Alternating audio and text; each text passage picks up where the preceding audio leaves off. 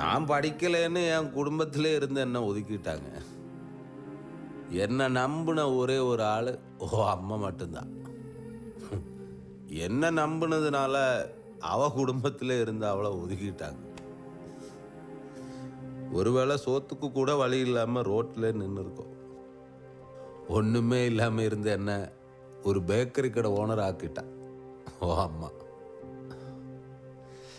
ஆனா என்னன்னா,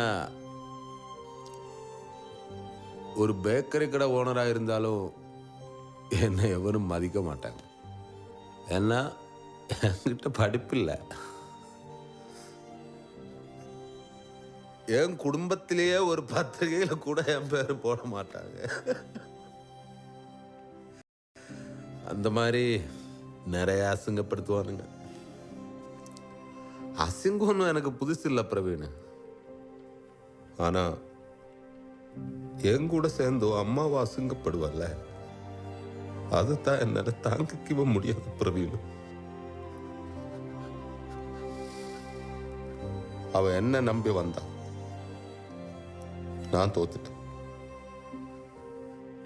இப்ப அவ ஒன்ன நம்புறான். நீயும் தோத்துடாது பிரவீன்.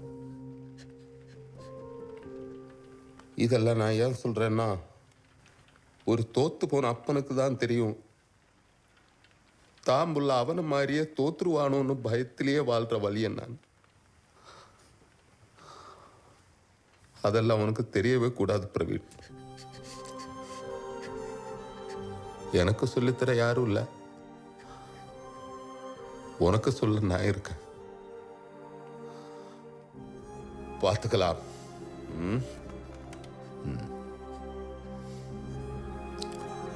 நான் பார்த்துக்கிறேன்.